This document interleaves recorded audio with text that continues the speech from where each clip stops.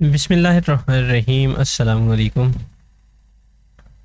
आज के लेक्चर में हम रिफाइनिंग और प्यूरिफिकेशन ऑफ मेटल पर बात करेंगे, जो कि हमारा लास्ट वाला मेथड है। इससे पहले दो मेथड हम डिस्कस कर चुके हैं, जिनमें पहला था जी, जो कि हमने सबसे पहले जो है वो लेक्चर्स में बात की थी, जो कि है कंसंट्रेशन ऑफ ओर, और दूसरे वाला था जी extraction of metal.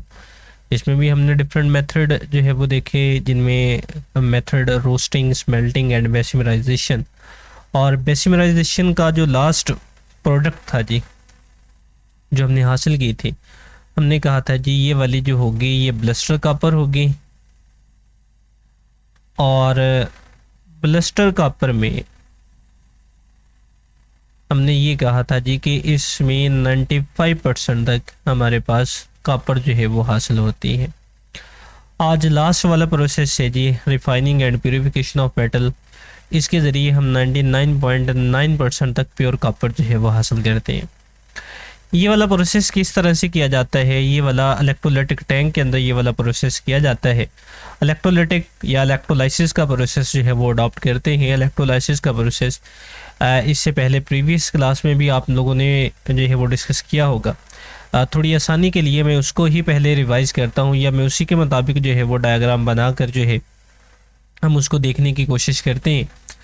Bluster copper से प्योर मेटल हासिल करने के लिए हम एक टैंक जो है वो इस्तेमाल करेंगे, और ये इलेक्ट्रोलाइटिक टैंक जो है वो कहलाएगा। इस इलेक्ट्रोलाइटिक टैंक के अंदर दो इलेक्ट्रोड जो है वो रखे जाएंगे। यहाँ पर इलेक्ट्रोड जो है हम उनको भी ड्रा करने की कोशिश करते हैं जी। उनको किसी और कलर के साथ जो है वो हम ड्रा कर लेते हैं। यहाँ पर जो है वो इनको जो है वो हम ड्रा कर लेते हैं जी। ये हमारे पास जो है वो एक इलेक्ट्रोड है, और यहाँ पर जो है वो हम दूसरा इलेक्ट्रोड जो है वो रखेंगे। अब ये वाले इलेक्ट्रोड जो है वो कौन सी मेटल के होंगे, इस पर भी हम बात करते हैं। इसमें इलेक्ट्रोलाइट जो है वो कौन सा इस्तेमाल होगा, इस पर भी बात करते हैं। अब इसमें जो फर्स्ट ऑफ ऑल हम इलेक्ट्रोलाइट जो है वो इस्तेमाल करेंगे, वो कॉपर सल्फेट जो है वो इस्तेमाल किया जाएगा। इलेक्ट्रोलाइट के तौर पर हम जो सॉल्यूशन इस्तेमाल करेंगे वो कॉपर सल्फेट का सॉल्यूशन जो है वो इस्तेमाल किया जाएगा। सो इस तरीके के साथ हम कॉपर सल्फेट जो है वो यहाँ पर लेंगे। सो यहाँ पर हम इसको जो है वो लिख भी लेते हैं कि ये वाला सॉल्यूशन जो है वो हमारे पास कौन सी चीज़ का है जी, ये वाला है जी कॉपर सल्फेट। अब इसमें दो तरह के इलेक्ट्रोड जो है वो हमारे पास मौजूद है। एक जो है वो एनोड कहलाता है, जिसको बैटरी के पॉजिटिव टर्मिनल से जोड़ा जाता है, और दूसरा जो है वो कैथोड कहलाता है, जिसको बैटरी के नेगेटिव टर्मिनल से जो है वो जोड़ा जाता है।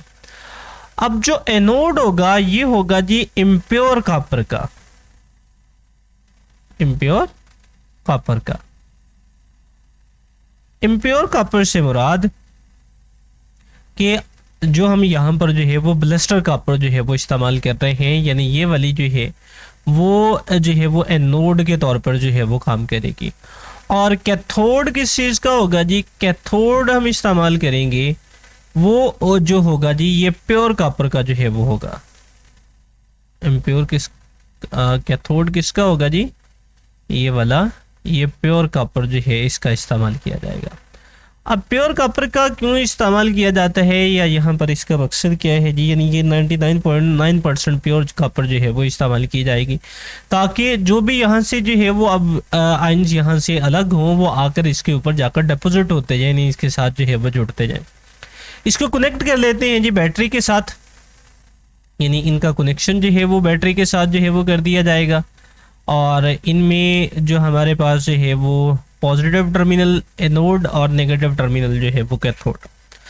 अब जैसे ही इनको बैटरी के साथ कनेक्ट किया जाएगा, तो एनोड से जो है वो कॉपर आयन डिस्चार्ज होकर वो सॉल्यूशन में आना शुरू हो जाएंगे। यानी यहाँ से एनोड से Cu2 पॉजिटिव आयन, यहाँ से Cu2 पॉजिटिव आयन जो है वो सॉल्यूशन में आएगी, और यहाँ से यही Cu2 पॉजिटिव आयन जो है वो जाकर डिपॉजिट हो जाएंगे कैथोड के ऊपर। यानी एनोड के ऊपर जो प्रोसेस चल रहा होगा वो ऑक्सीडेशन का प्रोसेस जो है वो चल रहा होगा। ऑक्सीडेशन से मुराद लॉस ऑफ इलेक्ट्रॉन्स है। यानी क्या होगा जी कि यहाँ पर जो कॉपर आयंस मौजूद हैं ये अपने इलेक्ट्रॉन को लॉस करेंगे और लॉस करने के बाद ये चेंज हो जाएंगे जी Cu2 पॉजिटिव में। और ये वाले इलेक्ट्रॉन जो हैं वो या ये वाले आयन जो हैं वो आ जाएंगे इस वाले सॉल्यूशन में और मूव करेंगे कैथोड की तरफ। और कैथोड पर कौन सा प्रोसेस अब होगा? कैथोड पर जो है वो रिडक्शन का प्रोसेस चल रहा होगा। अब रिडक्शन के प्रोसेस में क्या होगा जी? रिडक्शन के प्रोसेस में Cu2 पॉजिटिव आयन जो है वो कैथोड पर पहुंचकर इलेक्ट्रॉन को एक्सेप्ट करेंगे और एक्सेप्ट करने के बाद ये कॉपर मेटल आयंस के अंदर जो है वो चेंज हो जाएंगे और ये आकर डिपॉजिट होना शुरू हो जाएंगे इस वाले कैथोड के ऊपर। और जो इम्प्योरिटीज होंगी वो यहाँ पर जो है वो नीचे इकट्ठी होना शुरू हो जाएंगी। इसको बोला जाएगा जी एनोड मड। सो इस तरह से यहाँ से इम्प्योरिटीज जो हैं वो अलग हो जाएंगी और सारे के सारे जो कॉपर आयंस हैं जी वो जाकर डिपॉजिट हो जाएंगे कैथोड पर।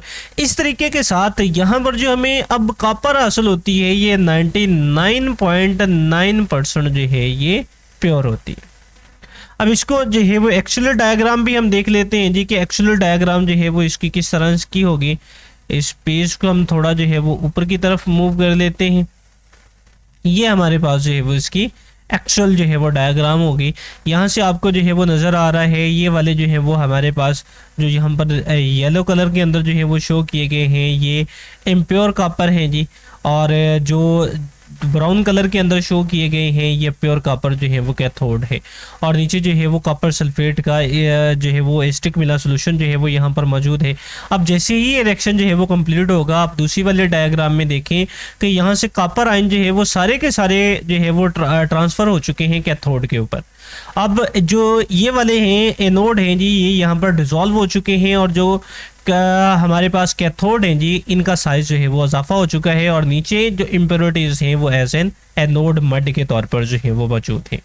सो इस तरीके के साथ इलेक्ट्रोलाइटिक रिफाइनिंग या प्योरिफिकेशन ऑफ मेटल जो है वो की जाती है।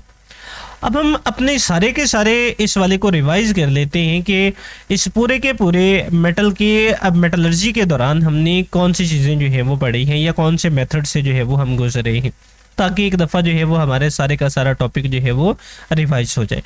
अब हमने ये कहा था जी कि जब और जो है वो हासिल करेंगे तो सबसे पहले हम क्या करेंगे जी? सबसे पहले क्रस्ट करेंगे यानी उसको पाउडर फॉर्म के अंदर जो है वो कन्वर्ट किया जाएगा। यहाँ से कुछ इम्प्योरिटीज जो है वो रिमूव हो जाएंगी। सो कंसंट्रेशन ऑफ ओर करेंगे जी थ्रू फ्राथ फ्लोटेशन प्रोसेस और इसमें कुछ इम्प्योरिटीज जो है वो रिमूव हो जाएंगी। यहाँ पर हमने 3 मेथड देखे थे जी। एक फ्राथ फ्लोटेशन प्रोसेस था, एक ग्रेविटी सेपरेशन था और तीसरा जो है वो इलेक्ट्रोमैग्नेटिक सेपरेशन था। सो यहाँ पर जो इसके प्रोसेस के लिए हम लेके चलेंगे जी वो फ्राथ फ्लोटेशन प्रोसेस जो है वो उसको लेके चलेंगे। अब कंसंट्रेटेड ओर जो कि हमारे पास CuFeS2 जो है ये मौजूद है। अब इसको रोस्टिंग के प्रोसेस से गुजारेंगे तो इसमें भी कुछ इम्प्योरिटीज जो है वो रिमूव होंगी। वो इम्प्योरिटीज हमारे पास वोलेटाइल थी जी, लाइक सल्फर डाइऑक्साइड हमने कहा था जी, यहाँ से रिमूव होगी। अब रोस्टेड ओर जो है जो कि हमारे पास क्यूप्रेस सल्फाइड है और फेरस सल्फाइड है, इसको स्मेल्टिंग के प्रोसेस से जो है वो गुजारेंगे। इसमें भी इम्प्योरिटीज रिमूव होंगी एज एन स्लैग के तौर पर। सो स्लैग हमारे पास हमने कहा था जी ये हमारे पास है जी FeSiO3 ये हमारे पास जो है वो स्लैग जो है वो मौजूद है। अब इस स्मेल्टिंग प्रोसेस के ज़रिए हमें क्या हासिल होता है जी? ये वाली स्मेल्टेड और जिसको जो है वो मेटे जो है वो बोला जाता है ये हमें हासिल होगी। इसको बाद में जो है वो बेसिमराइजेशन के प्रोसेस से जो है वो गुजारा जाएगा। इसमें भी इम्प्योरिटीज एज एन स्लैग के तौर पर रिमूव होंगी और ब्लस्टर कॉपर जो है वो हमें हासिल होगी जो कि 98% तक जो है वो प्योर हो सकती है। इसके बाद इलेक्ट्रोलाइटिक रिफाइनिंग के प्रोसेस से जो है वो गुजारेंगे जिसको अभी हमने देखा जी, और इसमें प्योर जो है वो 99.9% तक कॉपर जो है वो हमें हासिल होती है। सो इस तरीके के साथ ये मेटलर्जी का प्रोसेस के ज़रिए हम मेटल को जो है वो प्योरीफाई जो है वो करते हैं। सो ये था जी आज का हमारा लेक्चर। सो इसके साथ ही जो है वो आज का हमारा लेक्चर जो है वो ख़त्म होता है, जिसमें हमने कंप्लीट जो है वो किया अपनी मेटलर्जी के प्रोसेस को। सो इसके साथ ही हमें इजाज़त दें। अल्लाह हाफिज़।